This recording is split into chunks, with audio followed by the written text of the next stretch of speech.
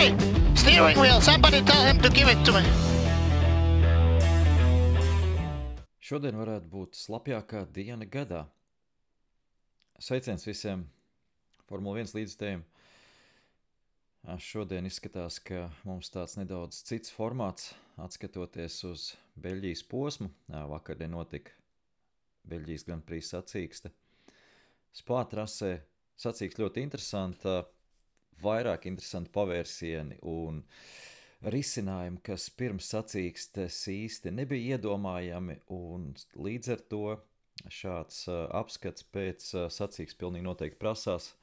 Līdzstājiem arī man pašam bija ļoti svarīgi saprast visu, kas notika, jo vakar mums norisinājās neliela watching party kopā ar Valdu Valteru un Jāni Vanku, man kolēģi.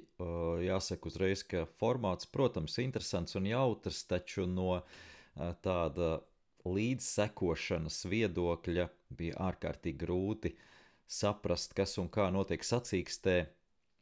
Komanda rādio pat īsti mēs nevarējām arī dzirdēt tā visa rezultātā, tikai to, ko varam izlasīt. Un, kā jau es teicu, jautri, kaut kas cits, bet vakarā ļoti ilgi arī gatavojos šim podkastam, šim apskatam, lai tomēr varētu izprast un saprast, kas notika sacīkstē. Tā sacīkste bija jāskatās otrais.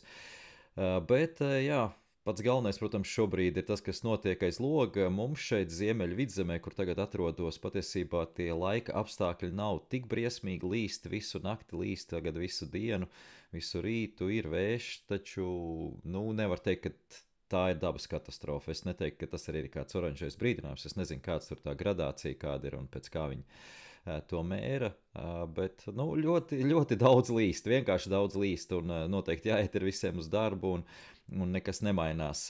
Vienīgā problēma ir tā, ka nav elektrības, tātad laikam kaut kur ir sliktāk. Šobrīd ierakstu bez elektrības, vienkārši datoru, pieejamo bateriju un jaudu, kas šobrīd ir, kā jau teicu, nedaudz citā formātā, to visu apskatu, jo mums atcēlās Rīgā šis podcasts vairāk iemeslu dēļ, gan loģistikas, gan par bažām par to, ka varētu pārtrūkt sakari, elektrība. Līdz ar to, laikam, tie visi riski kopā saliekot nebija tā vērti šoreiz, lai to darītu pašā trakākajā dienā gadā. Rīgā varētu būt diezgan traki, es redzēju arī ziņas, ka kaut kur citur ir traki, tā kā ceru, ka jums ir sausas kājas, kad jūs šo klausaties, un ķersimies klāt tad tiem galveniem notikumiem, kas notika vakar, un nedaudz riņķi apkārt arī šobrīd Beļģijas lielās balvas izcīņē. Pirmā lieta, jāsveic jubilāri. Fernando Alonso šodien paliek 43 gadi, tieši 29. jūlijā. Tā kā sveicam Fernando Alonso. Par to Fernando Alonso vecumu mēs esam runājuši arī iepriekš. Es domāju, ka viņam uzdot ir ārkārtīgi daudz jautājumu, jau par to viņam pašam ir nevis piemirst, bet pieriebies nedaudz. Tas, ka viņam piemirsies, cik viņam gadi, arī varētu būt, jo man tā ir uz vecumu, man prasa, cik mani gadi, un es arī uz sitienu nevaru atcerēties, cik tad bija tie gadi, jo, kad tu esi sīks un jaunībā, skaidrs, ka tā ir tāda interesanta lieta kārtējā dzimšanas dienu vecumā, tas tā vairs nav īsti. Tu nepievērš uzmanību vairs tādām lietām. Un Fernando Alonso pilnīgi noteikti nepievērš uzmanību tādām lietām, un viņu, es pieļauju, ka arī tracina šī dzimšanas diena nedaudz, jo tas ir kārtējais cipars, kas liks visiem žurnālistiem atgādināt: Alonso, hei, tev jau 43, kā tev tur ir, tev veselība. Veselība viss kārtībā ir. Lewis Hamiltons tuvojas arī 40-gadnieka slieksnim, un redzam, ka viņš fiziskā formā ir absolūti ideālā. Es pat teiktu, Alonso arī noteikti, varbūt tā pēc izskats spriežot, tā liekas, ka Hamiltons ir viennozīmīgi tāda labākā formā, bet kas noteikti iet uz leju, divas lietas iet uz leju ar vecumu. Fizisko redzam, ka var uzturēt, bet ir tā mentālā, psiholoģiskā izturība un veselība, tā noteikti uz vecumu ir nedaudz citāda uz to skaties, un šeit es domāju, ka izriet no tā tava psiholoģiskā sagatavotība, tava spēja koncentrēties un spēja arī nedaudz varbūt motivēt sevi tik mežonīgi. Tas kaut kur varētu pazust. Taču tā ir ļoti neizmērāma lieta, un tai to būs interesanti nozastēt nākamajā sezonā ar Lewisu Hamiltonu. Vēl, protams, iet reakcija uz leju, par to es arī esmu runājis iepriekš par to reakcijas lietu un stāstīju arī interesanto stāstu. Es atkārtošu varbūt tiem, kas nav dzirdējuši šo stāstu par reakcijas mērīšanu un cik svarīgi vispār ir reakcija vai nav svarīga reakcija. Formulā 1, protams, ja tev ir lieliska zibenīga reakcija, tas par sliktu nenāk. Taču nav pierādījumi tam, ka Formula 1 izcilākajiem pilotiem ir pasaulē labākā reakcija. Absolūti tādi pierādījumi nav. Viņi arī trenē šo reakciju, kas, kā jau teicu, nav slikti, ka viņa ir. Bet savulaik arī, kad sākās kaut kādi zinātniski mērījumi un sāka komandas un komandu vadītāji vairāk par to domāt, arī par šo pilotu testēšanu, tas bija savulaik arī Ferrari laikos, kad tur startēja Mihails Šumahers un Rubens Barrichello. Tad arī tika ar šīm iekārtām notestēti viņu reakciju laiki, un Barrichello šis laiks bija pietiekami solīts, bet viņš joprojām tika sūtīts arī vēl uz speciālu treniņu nometni, lai to uztrenētu labāk, un turklāt viņam bija labāks reakcijas laiks faktiski katrā reizē, katrā mērījumā par Mihailu Šumacheru. Un Šumahera reakcijas laiki un reakcijas ātrums ir bijis absolūti normāla cilvēka līmenī. Katrā ziņā pats Ross Brauns, kurš tolaik bija komandas viens no vadītājiem, tā jāsaka, arī visa komanda bez maz tur izmēģināja, kāda ir katram tas reakcijas laiks, un Mihailam Šumacheram bija Rossa Brauna līmenī šis reakcijas laiks. Taču mēs zinām, ko spēj izdarīt trasē Mihails Šumahers, un kā Ross Brauns toreiz arī to skaidroja, un es tagad neatceros, vai tas bija viņa paša grāmatā, man ir nedaudz sajūtas, no kurienes šis citāts man iespiedies atmiņā ir, vai tas bija viņa paša grāmatā, Rossa Brauna grāmatā vai kādā no intervijām, kad viņš skaidroja, ka izcilus pilotus mēs neatšķiram ar reakcijas laiku, bet ar izjūtu.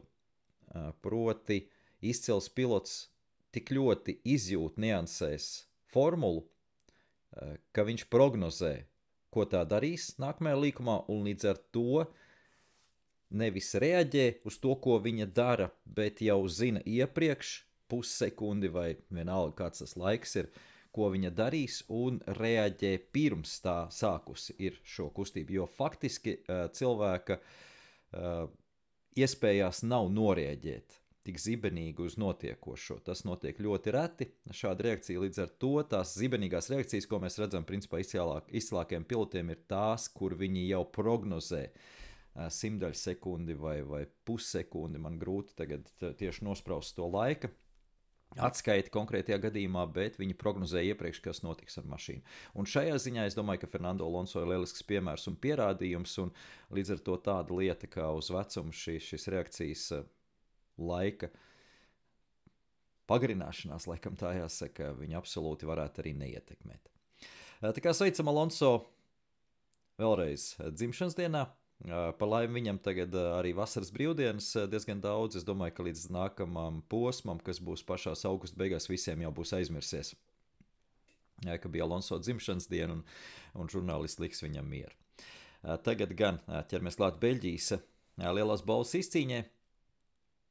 Lieliski sacīkste, vēlreiz atkārtošos, skatījos vēlreiz, kā jau stāstīju, tad tā sākotnējā skatīšanās man bija vairāk ar uzsvaru uz jautro pusi, mazāk uz analīzes pusi, bet skatoties vēlreiz sacīkstī daudz interesants nianses nāca gaismā, kas vēl interesanti pēc tam paklausoties arī intervijas, palasot relīzes, un apskatot visu sīkāk un dziļāk, ir pilnīgi skaidrs, ka ne tikai mēs, tā saucamie eksperti, neko īsti nezinājām un nespējām prognozēt, kā šī sacīkste izvērtīsies, bet pat komandas savos stratēģijas modeļos neparedzēja ļoti daudz lietas, kas vēlāk kļuva par īstenību sacīkstes laikā. Tā kā tas ir interesanti, tas ir nenormāli patīkami,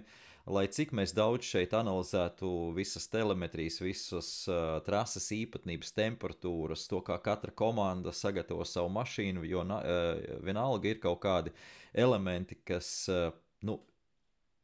piedāvā to nezināmo faktoru, un mēs nevaram izsekot tam visam līdzi 100%. Tas man joprojām ļoti patīk. Es negribu teikt, ka nebūtu patīkami prognozēt precīzi un pateikt precīzi, kas tad varētu notikt sacīkstē. Tas noteikti būtu patīkami, bet šī ir tā lieta, kas liek uzreiz nedaudz saraukt uzacis šādi gadījumi, šādi sacīksts un mēģināt aizrakties līdz lietas būtībai un saprast, kas tad tur īsti notika. Un šeit tev atkal ir pavisam citas lietas, cita aspekti. Bet tad jā, kur tad tas suns aprakts? Te Beļģijas lielās balvas izcīņā. Sāksim laikam ar stratēģiju. Man te ir sagatavot arī stratēģijas bildīte no Pirelli. Redzam, ka Russells jau nomests uz pēdējo pozīciju, tā kā šis grafiks arī taisīts pēc tam, kad tika apstiprināta diskvalifikācija, par to es vēl atsevišķi izstāstīšu. Bet stratēģijas pārsvarā pilotiem tās ir 2 boksu apmeklējuma stratēģijas visai vadošajai grupai, protams, izņemot Džordžu Russellu. Turklāt Russells, redzam, jau 10. aprīlī uzlika cietās sastāva riepas, bija vairāki piloti, kas uzlika arī vēlāk par viņu šīs cietās sastāva riepas. Piastri laikam nāk pirmais, viņam gan tikai 1 apli vēlāk, taču skatoties, kā jau minēja arī šobrīd šīs stratēģijas un arī to, ko saka komandas un kā izvērtās sacīks, tad Piastri bija otrs pilots, kas noteikti varēja tīri teorētiski iziet uz šo vienu boksu apmeklējumu stratēģiju. Viņam arī bija brīvās trases priekšrocības tajā brīdī, kad no priekšu boksos iebrauc gan Hamiltons, gan Sainz, un tas nozīmē, ka Piastri ar McLaren spēcīgajām pusēm noteikti varēja izmantot arī šo iespēju, teiksim tā, izmantot vienu boksu apmeklējumu stratēģiju. Bet Piastri paļāvās uz komandu, paļāvās uz komandas stratēģiju, ko tā bija izstrādājusi jau balstoties uz piekdienas datiem, un pats šajā ziņā iekšā nejaucās. Kas patīkam ir ar Russellu, kur jāpaslavē pilnīgi noteikti ir Russells, un ir radies priekšstats varbūt, ka es pārlieku kritizēju varbūt Russellu un neticu viņa spējām. Es teiktu, ka viņam vēl pilnīgi noteikti daudz, kur sevi ir jāpierāda arī cīņā par titulu. Mēs neesam viņu redzējuši, bet šoreiz pilnīgi noteikti es gribu paslavēt Džordžu Russellu par to, ka tā bija viņa iniciatīva. Mēģināt šoreiz aizbraukt līdz finišam ar vienu boksu apmeklējumu stratēģiju, un komanda līdz galam nebija un neticēja tam. Un šeit jāsaka, ka par to nav pārsteigums, kā jūs teicu, tad neviena komanda savos sākotnējos modeļos neparedzēja vienu boksu apmeklējumu stratēģiju. Visas komandas balstīja savu stratēģiju uz piekdienas datiem. Piekdiena bija vienīgā sausā trases diena, un šeit ir jāņem vērā ļoti svarīgs, būtisks apstākļus šajā visā ir tas, ka piekdiena, kad komandas sāka testēties trasē, tad ļoti visu situāciju ietekmēja jaunais trases segums, kas tika uzklāts lielā daļā trases, lai gan pārsvarā otrais sektors un vēl daļa pirms otrā sektora nebija jaunais asfalts, tātad bija vecais iepriekšējais asfalts, bet lielākā daļa trasa bija jaunais segums, kas izskatījās vismaz sākotnēji ir pietiekami abrazīvs un pietiekami prasīgs pret riepām, taču visa dinamika mainījās pirmkārt tajā brīdī, kad palika aizvien vairāk un vairāk riepu gumijas trasē, kas arī svētdien pēc Formula 2 sacīksts, pēc Formula 3 sacīksts un attiecīgi arī ieskrienoties Formula 1 sacīkstei mainīja to trases raksturu lielumu. Bet otra lieta šeit ir jāņem vērā tas, ka cik ļoti pati trase ir atšķirīga no konfigurācijas viedokļa, to jau arī mēs esam runājuši daudz, taču vēl tā ietekme tam pirmajam un trešajam garajiem sektoriem un attiecīgi otrajam sektoram, kas ir ļoti, ļoti līkumots, ir tāda, ka šajā līkumotajā trases sektorā tiek pavadīts apmēram 30 sekundes laika, un tur ir ļoti agresīva šo riepu dziļāko slāņu uzsildīšanas dinamika notiek, un šīs riepas netiek plēstas tātad virsējā slānī, bet tiek izkustināts ar šīm laterālajām slodzēm līdz pat dziļākajiem slāņiem. Un savukārt pirmajā un trešajā sektorā, kas sastāda jau 3 reizes lielāku laiku, tā riepa atrodas tātad apmēram minūti un 30 tajā pārējā trases daļā aplī vienā.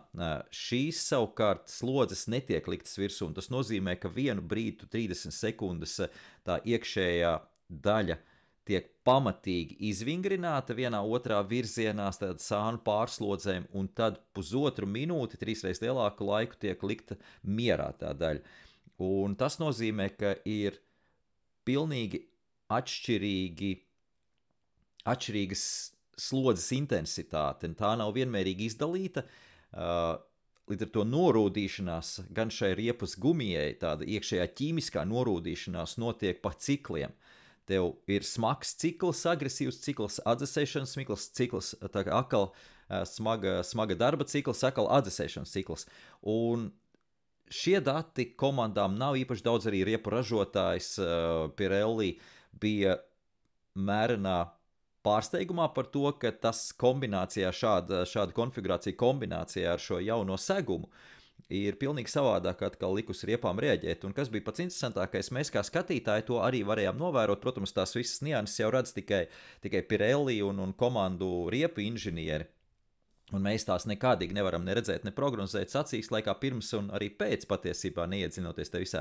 Bet tas, ko mēs redzējām, kā rezultāts tam visam bija tas, ka šāda riepu uzvedība, ļoti īpatnēja riepu uzvedība, turklāt atšķirīgi tā vēl bija cietām riepām, vidējām riepām, kur cietās riepas bija krietni labvēlīgākas pēc sava tipa, savas ķīmiskās uzbūves nekā vidējās riepas šādos apstākļos, tad tas, ko mēs varējām redzēt, bija, ka izlīdzinās komandu spēku samēri un pavisam citi faktori noteicošie. Mēs pirms tam runājam par to, kā katra komanda izvēlas aeronisko piespiedes spēka līmeni, kā katra komanda ir tradicionāli strādājusi ar riepām, vai tās ir nodilušas vairāk vai mazāk nodilušas. Tad šajos apstākļos tas ierobežojošais faktors sniegumam bija tieši tas, kā šīs riepas strādā apļa laikā, tāda šajā intensīvajā slodzē un pēc tam šajā mazāk intensīvajā slodzē. Un tas visu pārējo nedaudz tā kā nolika zem sevis, nebija tik ļoti svarīgi ne šie aerodinamiskie regulējumi ar lielāku antispānu, mazāku antispānu. Protams, tam ir joprojām ir svars un ir nozīme, taču nebija izšķirošā nozīme. Un līdz ar to arī visas komandas bija salīdzinoši vienādā līmenī arī spēku samēros. McLaren, teiksim, tādā tīrā ātruma ziņā bija nedaudz varbūt priekšā Mercedes, kuriem savukārt bija trases līderpozīcija, tātad vadošā pozīcija, kas bija ārkārtīgi svarīga pēkšņi. Tā vienmēr ir svarīga, bet, kā teica Piastri, track position is king, tātad esot vadībā visiem, tu kontrolē to ritmu, tu kontrolē to ātrumu, tu savas riepas spēj saglabāt labāk, un tas ir tas, ko sajūta gan Piastri, bet viņš nenoticēja, ka tas varētu aizvest viņu līdz finišam, bet tas ir tas, ko sajūta George Russells, un viņam bija lemts finišēt 5. vietā pēc tā, ka ja viņš dotos 2 reizes boksos, viņš finišētu 5. vietā, skaidrs, ka viņam ir krietni vairāk ko zaudēt, un tajā brīdī mazāk ko zaudēt, tā teiksim, mazāk ko zaudēt, jo viņš, ja viņš 5. vietā, kas ir 5. vieta? Savukārt, ja viņš iet uz risku ar vienu boksu apmeklējumu, tur tomēr tā ir uzvara, ko tu vari dabūt. Tā kā viņa gadījumā ir saprotams, kāpēc viņš vairāk bija gatavs iet uz risku nekā tas pats Piastri, kurš arī pēc sacīkstes, kā es teicu komentāros, teica, ka ir sajūtas tev momentu, ka priekšā izbraucot ar šīm cietā sastāvu riepām, tu ieej kaut kādā tādā ritmā, kas faktiski liek tev domāt, ka tu esi neievainojams. Tu vari tādu ritmu saglabāt, tev nekrītās riepu snieguma parametri, un tev ir rodas pamazām tā sajūta, ka tu tā līdz finišam var aizbraukt. Un Russells bija gatavs pēc šīs sajūtas vai balstoties uz šo sajūtu pierunāt komandu un iet līdz galam. Piastri to nedarīja, kā jūs teicu, viņam arī pirmkārt jau mazāk pieredze tā visā, bet otrkārt arī viņam bija vairāk ko zaudēt. Viņš jebkurā gadījumā gāja kā minimums uz otro pozīciju sākotnēji, jo Russell viņu neierēķināja iekšā, viņš gāja uz pozīciju, kur viņš cīnījās par uzvaru ar Hamiltonu, tāda bija McLaren stratēģija to brīdi. Un gala rezultātā tas arī izrādījās tiesa. Viņam cīnījās par šo nosacīto uzvaru, ja mēs noņemam no bildes George Russell, un tā kā Russells arī tika noņemts no bildes beigās ar diskvalifikāciju, tad arī tā bija cīņa par uzvaru, kurā Piastri nedaudz zaudēja, nenoķēra Hamiltonu, bet atceramies, ka Piastri daļai arī pats vainojams, jo boksos aizķērās, tur noteikti palika 2 sekundes, tur vēl nedaudz sabrauc savu vienu no mehāniķiem, kas tur šo priekšējo domkratu, tur viss kārtībā. Sabrauc tā, pārnestā nozīmē. Tie, kas skatījās, tie atcerās, kā tur tā situācija bija. Tā ir tā interesantā lieta šoreiz, kas visus nedaudz pārsteidz un izsita no līdzsvara šeit Beļģijā. Par svara situāciju. Bija daudz jautājumu par svaru, un sāksim laikam ar to, ka pirmkārt jāņem vērā, ka neviena komanda nekalkulēja šo minimālo svaru mašīnā balstoties uz vienu boksu apmeklējumu stratēģiju. Boksu apmeklējumu skaits sacīkstē vistiešākajā veidā ietekmē mašīnas svaru. Tās, protams, ir nianses, līdz ar to par tām mēs bieži nerunājam, un tās ir tādas komandas iekšējās lietas, un mēs to varbūt neesam, ik pa laikam ir pieminēts, es atceros iepriekšējos gados, bet tā garām ejot, tomēr šoreiz tas izšķīra sacīksti, un, kā jūs teicu, runājot par to, ka viens boksu apmeklējums nozīmē, ka riepas vairāk tiek nodeldētas, un tas ir vistīrāk ietekme uz svaru, jo vairāk riepu gumija tiek noplēsta no riepām. Šeit atkal jāatsauc uz Pirelli datiem. Pirelli dati liecina, ka pat līdz kilogramam viena riepa var zaudēt svaru, tātad tai nodilstot aizvien vairāk un vairāk un vairāk.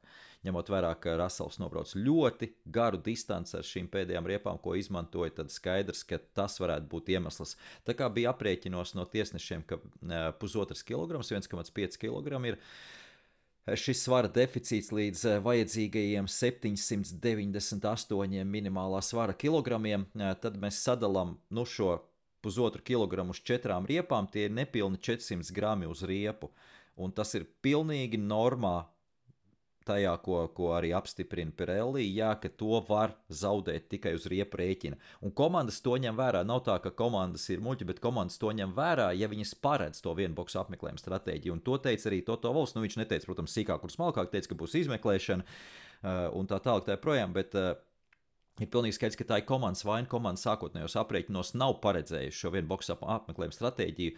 Šeit tā vaina vai kļūda arī ir tāda daļēji un nosacīta, jo neviena komanda neparedzēja. Visas balstījās, kā jūs teicat, šiem piekdienas datiem, kur neizskatījās nekādā veidā. Tur pat tika runāts 2 vai 3. Pat 3 tika runāts boksu apmeklējumiem, tīri teorētiski, bet 1 nekādā gadījumā. Un otrs faktors. Beļģija ir ļoti specifiska trase ar to, kāda ir procedūra pēc finiša.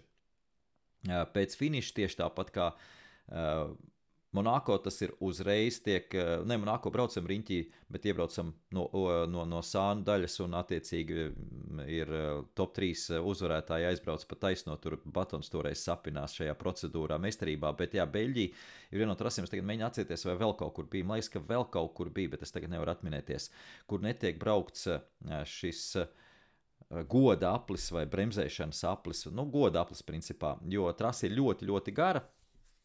Iepriekš arī bija problēmas ar skatītāju kontroli garajā trasē, tas bīstam situāciju varētu radīt, un līdz ar to uzreiz pēc finiša līnijas tev ir jābremzē ļoti lēnām Lasors līkumā, tātad mašīnas jau tāpat tiek sabremzētas līdz ļoti lēnam ātrumam, tas nerada nekādu bīstamību, ka uzreiz aiz Lasors līkumu te griez apakaļ iekšā, tur tiek atvērti vārti, griez apakaļ iekšā uz boksu celiņa. Un tas nozīmē, ka tu neveic šo goda apli un tev nav iespēja salasīt riepu gumijas gabaliņus. Atceraties, ko piloti vienmēr dara pēc finiša. Viņi izbrauc ārpus ideālās trajektorijas, kas ir notīrīta arī trasē tīra, izbrauc tur, kur ir samest šie riepu gumijas gabaliņu un pa ceļam vienkārši ar karsto riteņu, ar karsto riepu gumiju pielipina šos riepu gumijas gabaliņus, lēnām braucot un uzņem svaru tādā veidā. Uzņem atpakaļ bez maz to pazaudēto riepu gumiju.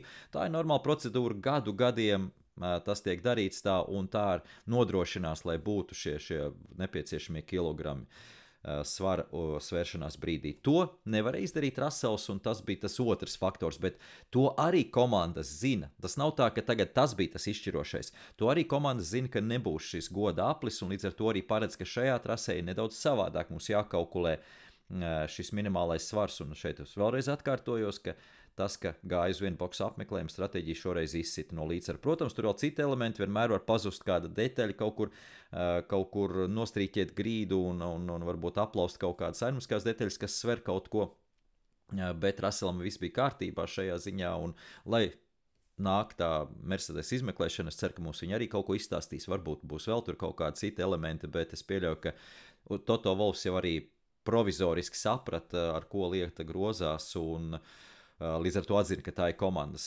kalkulācijas kļūda šajā ziņā tieši strateģiskā. Jā, kā tas ietekmē tagad visu kopvērtējumu? Apskatīsimies nedaudz pilotu kopvērtējumu. Pilotu kopvērtējumā Verstappena gadījumā viss ir labi.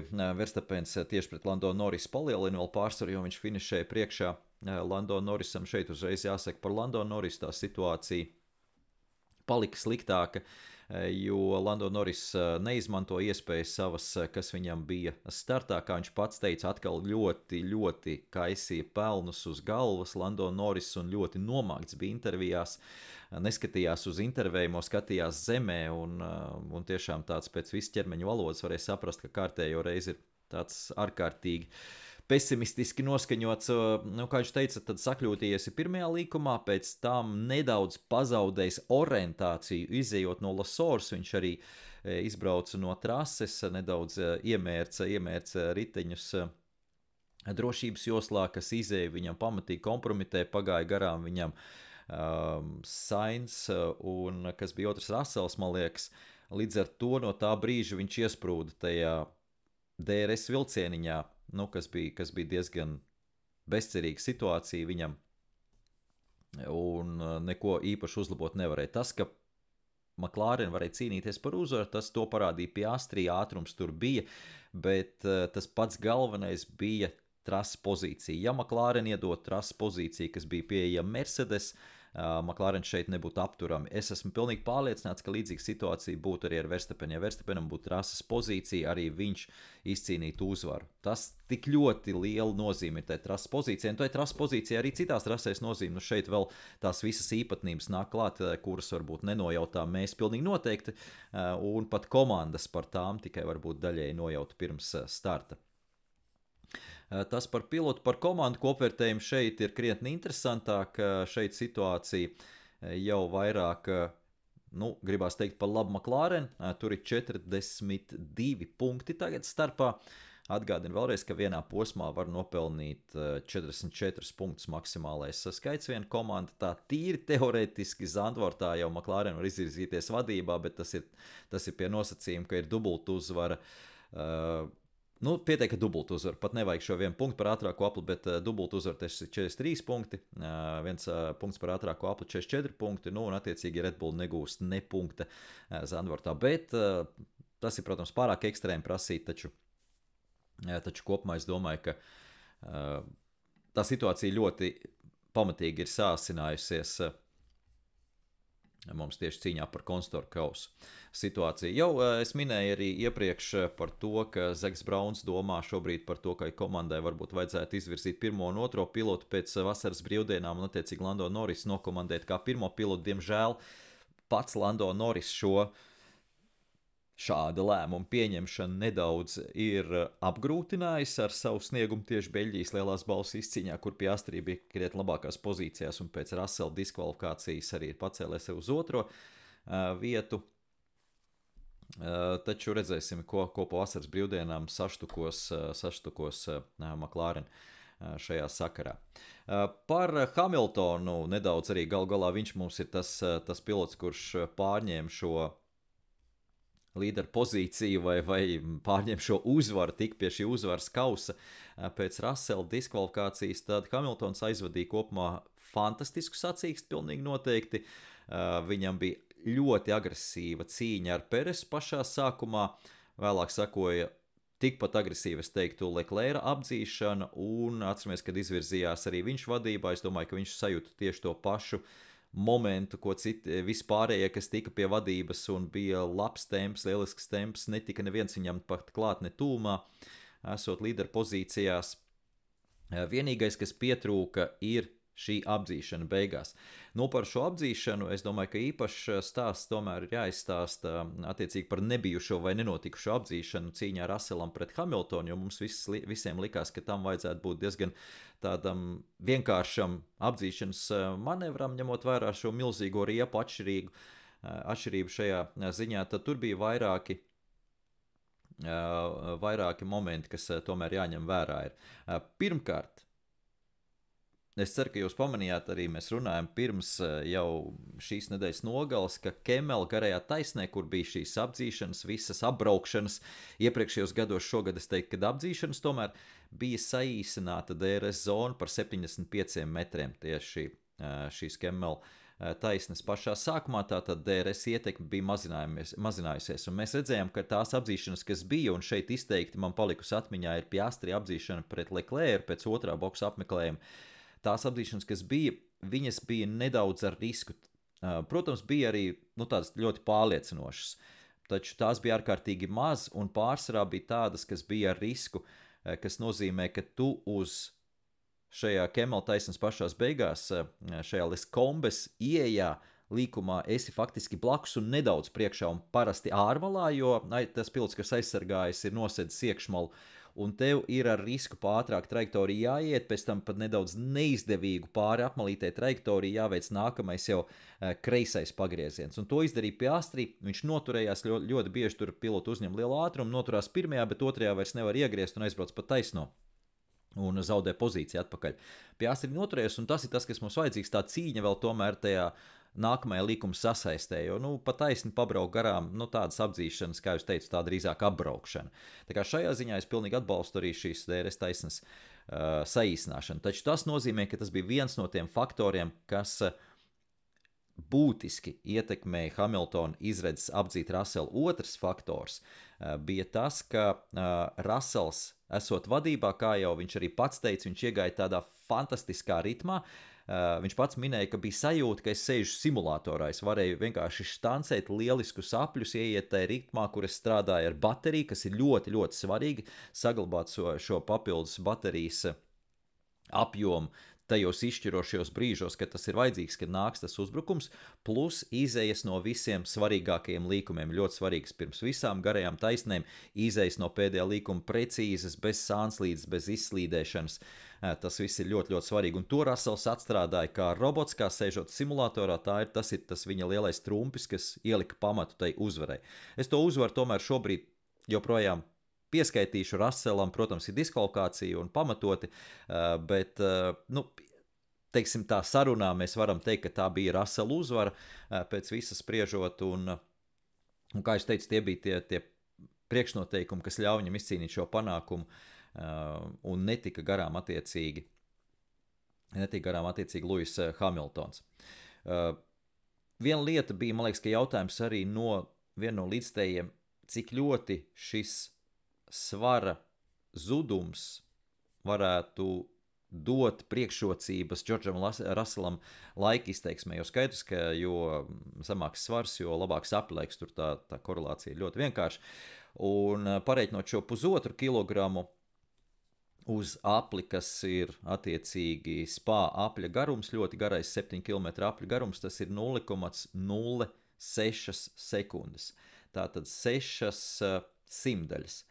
Tas nav nekas, tā nevar teikt, ka tas ir nekas, tas nav gluži tā, ka ir absolūts nieks, taču tas arī šajā cīņā nav izšķirošais kopējais, jo skaidrs, ka šajā cīņā izšķīra vairāk stratēģiskās lietas, un otrkārt šī apdzīšanas spēja vai nespēja konkrētajā brīdī, un tajā konkrētajā brīdī jau nebija tās 6 sekundes, tās sadalās uz visu apļa garumu, tās 6 simtaļas.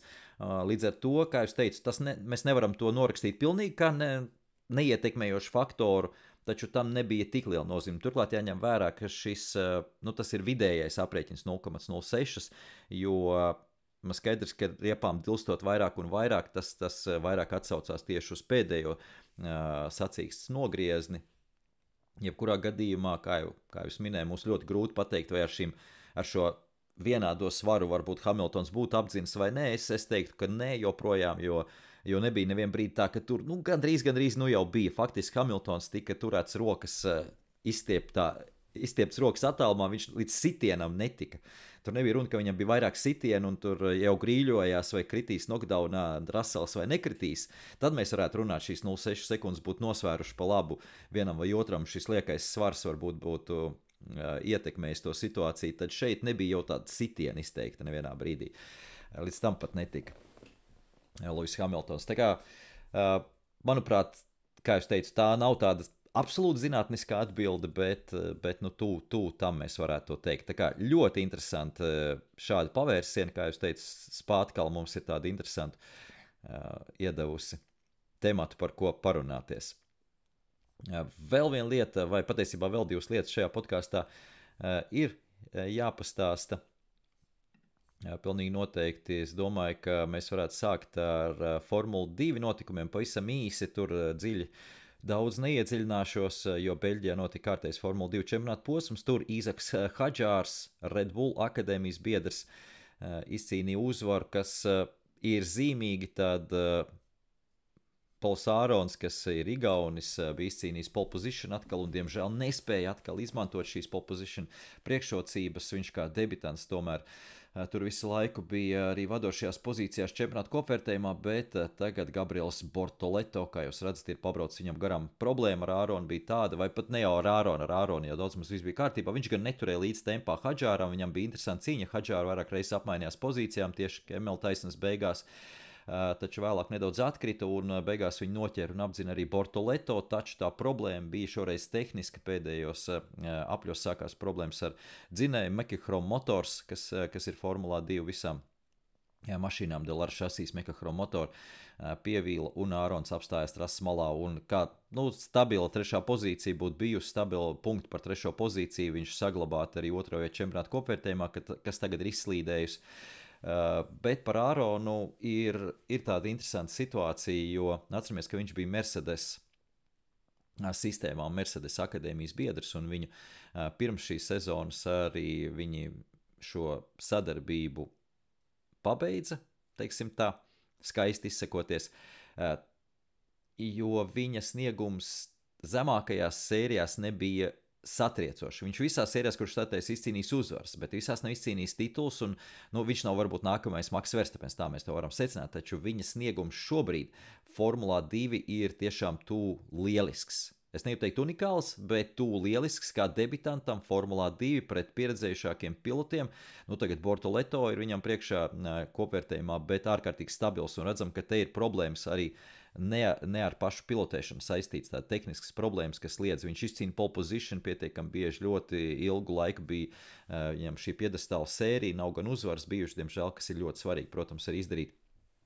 Bet es ļoti, ļoti ceru, ka tomēr Formula 1 komandas gluži neignorē viņu, jo viņš ir bijis vienā akadēmijā un paspērts vaļā no tās akadēmijas, un mums ir vairāk tādi piloti kā tādas izbrāķētās preces apmēram, un īsti neviens negrib uz viņiem skatīties vairāk, taču ir skaidrs, ka tie piloti nepavēl tika paņemti šajās akadēmijās, un skaidrs, ka ja viņi kāpjot tuvāk augstākajam līmenim un kāpjot iekšā jaudīgākās mašīnās, ātrākās mašīnas, kas ir tuvāks Formulai 1, spēj rādīt labāku pat sniegumu nekā zemākajās F3 līmenī un varbūt F4 līmenī, tad iespējams šī jaunā pilota potenciāls pavērsies tikai tajā augstākā līmenī. Ļoti bieži ir tādi piemēri, kur varbūt zemākajās sacīkšu sērijās viņš ir viens no daudziem, apmēram tur plus mīnus, un ejot uz augšu, ejot uz agresīvākiem, lielākiem piespēdēspēkiem, lielākiem ātrumiem un tā tālāk, pamazām tas pilots uzplaukst. Un līdz ar to arī šādu risinājumu vai šādu scenāriju ar Āronu mēs nevaram izslēgt. Es ļoti ceru līdz ar to, ka kāda no komandām, varbūt tāpat Mercedes, atķēksies un paņems apakaļ, tas kaut kāda, varbūt zaudējuma atzīšana varētu būt, un es ļoti ceru, ka Āronam ir kaut kādas iespējas pietuvoties tai Formula 1 elitei. Ar Hadžāru, starp citu, interesanta situācija šobrīd ar Hadžāru tāda, ka viņš ir atceries Red Bull, viņam ir ļoti liels marko atbalsts, un tagad viņš sāk rādīt arī tos rezultātus. Līdz tam bija sniegums tikai Formulā 2, bet tagad arī rezultāti, ko no viņa teorijā prasa. Tā kā varbūt viņš pēdējā brīdī arī piesakās kaut kādā veidā vēl šajā pilotu tirgu uz nākamo sezonu RB komandā. Varbūt tas tādā pēdējā vilcienā ielec. Protams, jāskatās, kas te viss notiek ar to Red Bull situāciju un RB komandu, jeb Vikārbu komandu, kā visas tās kārtas izliekās, un tas tieši ir arī pēdējais temats šajā podkāstā, ko ātri apskatīšu. Protams, runa ir par to, kur tad paliks Peres. Tas kopējā doma šobrīd ir, ka Peres aizlido uz Meksiku un atpakaļ pēc vasaras brīvdienām nelido.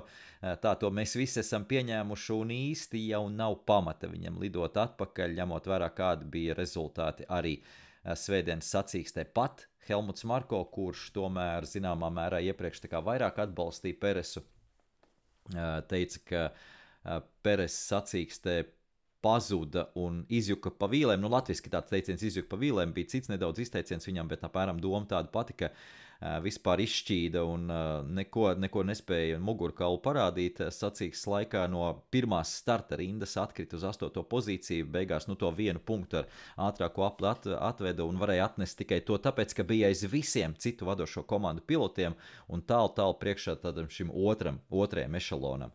Un skaidrs, ka tas nav tas, uz ko Red Bull cer tajā brīdī, kad Verstappens nāk no aizmugurs un tālāk par 5. vietu netiek. Arī Verstappens atzina, ka apdzīšana nebija tāda tik viegla, kā mēs bijām cerējuši, un pilnīgi viss bija izmainījies šajā trasē kopš piekdienas. Un tajā brīdī Peresam startējot no vadošās pozīcijas tur priekšā bija iespēja palikt tajā vadošajā grupā un varbūt tikt arī pie līdera pozīcijas un izmantot to tīrā gaisa efektu, par ko visi tik ļoti dziedāja slavas dziesmas, un Peres nevienā brīdī tur nebija runa par to. Pašā sākumā kaut kāda agresivitāte, es nezinu, uz kā rēķina tā bija, ar Lewisu Hamiltonu izskatījās diezgan labi, un tas viss pačabēja burtiski pusapļa laikā, un vēlāk vienkārši slīdēšana uz leju Peres izpildījumā, diemžēl. Tā kā nevelti šāds attēls no video, tas ir ekrāna šāviņš no video Danas video izplatītais, kur Daniels Ricciardo, Laurens Mekī un Kristians Horners pēc sacīkstes savā starpā runājās, un tā ķermeņa valoda tāda pozitīva, ļoti priecīgs, ļoti pacelāts. Ricciardo pēc tam devās prom no šīs sarunas, un vēlāk arī Instagram kontā bija īsts video, kur viņi abi divi ar Maksu Verstappenu ar vienu helikopteri un Maksu Verstappenu menedžeris, un kas tur vēl aizmugurē sēdēja, lido uz mājām Monako. Un hashtag komandas biedri. Jā, es to pieliku hashtag, tas nebija tur oficiāli nekur ielikts. Bet tas viss lēnām veicina domāt vai vedina domāt uz to, ka tā ir neizbēgama lieta. Tāpēc šajā podkāstā par to vairāk sīkāk varbūt nav vērts runāt, jo tiklīdz būs tas oficiālais paziņojums, es domāju, ka mēs sīkāk un smalkāk izrunāsim atsevišķā podkāstā par to visu. Noteikti būs interesanti pavērsieni mums šīs klusās sezonas laikā par to, kas mums vēl notiek atlikušajās pilotu vietās. Tā kā tur noteikti arī taisīsim kādas atsevišķas podcastu sesijas iekšā Patreon, kādas ātros šos operatīvos podkāstus uzreiz pēc notikuma vai pēc paziņošanas. Es ļoti ceru, ka būs pavasar mums ar ko izklaidēties. Es gandrīz esmu pārliecināts, ka tā tieši arī būs. Protams, gaidīsim vasaras brīvlaika noslēgumu. Mums ir plāns arī ar Jānu Vanku attiecīgi atgriezties ierindā pirms vēl šī posma, kas būs Zandvorta augusta beigās, tātad nevis pēc kā apskat, bet uztaisīt varbūt pirms kādu podkāstu, jo mēs tagad esam parādā mūsu skatītājiem, klausītājiem šo Beļģijas posmu apskatu. Kad tas būs, kādā veidā un par kādām tēmām, mēs arī atsevišķi ziņosim, ka nāks tuvāk, tas viss tas vēl pēc krietnām 3-4 nedēļām, tagad man jārēķina, laikam liekas, ka 4 nedēļām sanāk vismaz. Bet es ceru, ka ar šo podkāstu vismaz daļēji kompensēja to, ka nenotika mums šodien podkāsts studijā, un paldies, ka noklausījies līdz galam, tā kā tiekamies nākamajos podkāstos. Atā!